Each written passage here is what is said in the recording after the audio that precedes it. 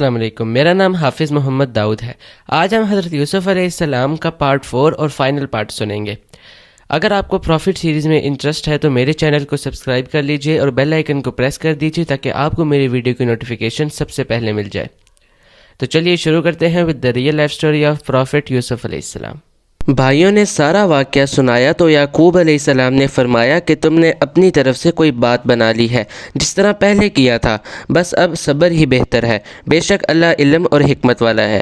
یعقوب علیہ السلام یوسف علیہ السلام کی جدائی میں 40 سال روتے رہے۔ وہ بنیامین میں یوسف علیہ السلام کی جھلک دیکھ کر خود کو دلاسا دیتے تھے، پر جب بنیامین بھی ان سے چھن گیا تو ان کے صبر کا سب سے بڑا امتحان تھا۔ یوسف علیہ السلام کی یاد میں رو رو کر ان کی آنکھیں ویسے ہی کمزور ہو گئی تھیں، لیکن اس صدمے کی وجہ سے وہ اتنا روئے کہ ان کی بینائی چلی گئی اور ان کی آنکھیں سفید ہو گئیں۔ بنیامین کے نہ آنے پر انہوں نے بولا، ہائے یوسف! یہ سن کر سارے بھائی چڑ گئے اور بولے، آپ تو یوسف کو ہی یاد کرتے رہیں گے یہاں تک کہ آپ جان ہی دے دیں گے۔ اس پر یعقوب علیہ السلام نے فرمایا، انما اشکو بثی و حزنی، میں تو اپنے غم اور تکلیف کا اظہار اللہ ہی سے کرتا ہوں۔ اور انہوں نے فرمایا، میرے بچوں، تم عزیز مصر کے پاس جاؤ اور ان سے بات کرو اور سنو، اللہ کی رحمت سے مایوس نہ ہونا۔ وہ لوگ مصر پہنچے اور کہنے لگے، اے عزیز مصر، ہمیں اور ہمارے خاندان کو دکھ پہنچا ہے، ہمارے والد بہت بوڑھے ہیں، آپ ان کی ضعیف عمر پر رحم کیجئے اور بنیامین کو ہمارے ساتھ واپس بھیج دیجئے۔ یوسف علیہ السلام نے ان سے پوچھا، جانتے بھی ہو تم نے یوسف کے ساتھ کیا کیا تھا؟ بھائیوں نے حیران ہو کر پوچھا، کیا واقعی آپ یوسف ہیں؟ انہوں نے جواب دیا، ہاں میں یوسف ہوں اور یہ میرا بھائی بنیامین ہے۔ اللہ نے ہم پر فضل و کرم کیا اور جو بھی صبر کرے تو اللہ کسی بھی نیک شخص کا اجر ضائع نہیں کرتا۔ وہ سب شرمندہ ہو گئے، بولے، بے شک اللہ نے تمہیں ہم پر برتری دی ہے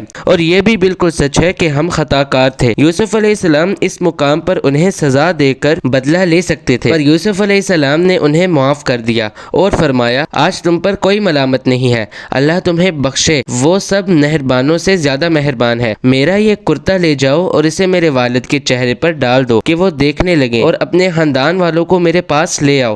سارے بھائی یوسف علیہ السلام کا کرتا لے کر فلسطین کی طرف روانہ ہوئے۔ وہ راستے ہی میں تھے کہ یعقوب علیہ السلام نے یوسف علیہ السلام کی خوشبو محسوس کر لی اور کہنے لگے، مجھے یوسف کی خوشبو آ رہی ہے۔ خاندان کے سب لوگ یعقوب علیہ السلام کو دیوانہ سمجھ رہے تھے۔ سارے بھائی یعقوب علیہ السلام کے پاس واپس پہنچے اور سارا واقعہ بتایا اور ان کے چہرے پر یوسف علیہ السلام کا کرتا ڈالا تو یعقوب علیہ السلام کی بینائی واپس آ گئی اور وہ پھر سے دیکھنے لگے۔ آخرکار یعقوب علیہ السلام کو یوسف علیہ السلام کے زندہ ہونے کی خبر سن کر سکون پہنچا اور انہوں نے کہا، کیا میں نہیں کہتا تھا کہ میں اللہ کی طرف وہ باتیں جانتا ہوں جو تم نہیں جانتے؟ تب بھائیوں نے کہا، ابا جان، آپ اللہ سے ہمارے لیے گناہوں کی بخشش طلب کیجیے، بے شک ہم گناہ گار ہیں۔ ان بھائیوں نے یوسف علیہ السلام کے قتل کا ارادہ کرتے وقت یہ بولا تھا کہ ہم بعد میں توبہ کر لیں گے، پر 40 سال تک وہ توبہ نہیں کر پائے۔ بے شک اللہ کی اجازت کے بنا کوئی توبہ بھی نہیں کر سکتا۔ یعقوب علیہ السلام نے اپنے بیٹوں کی طرف سے اللہ سے معافی طلب کی، پھر سارا خاندان فلسطین چھوڑ کر مصر کی طرف روانہ ہو گیا۔ آخرکار یعقوب علیہ السلام اپنے بیٹے یوسف علیہ السلام سے 40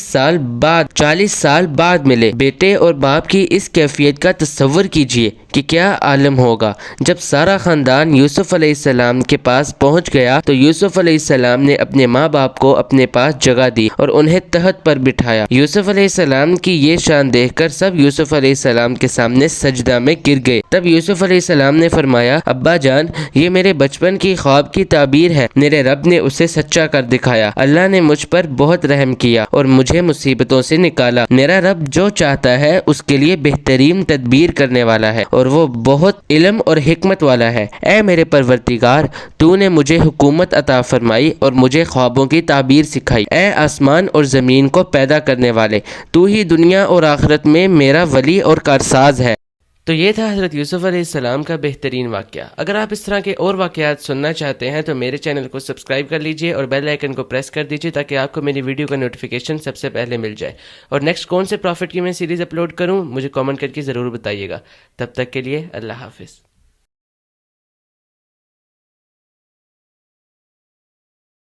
تو مجھے دین کی حالت میں فوت کر اور مجھے نیکوں میں شامل کر دے۔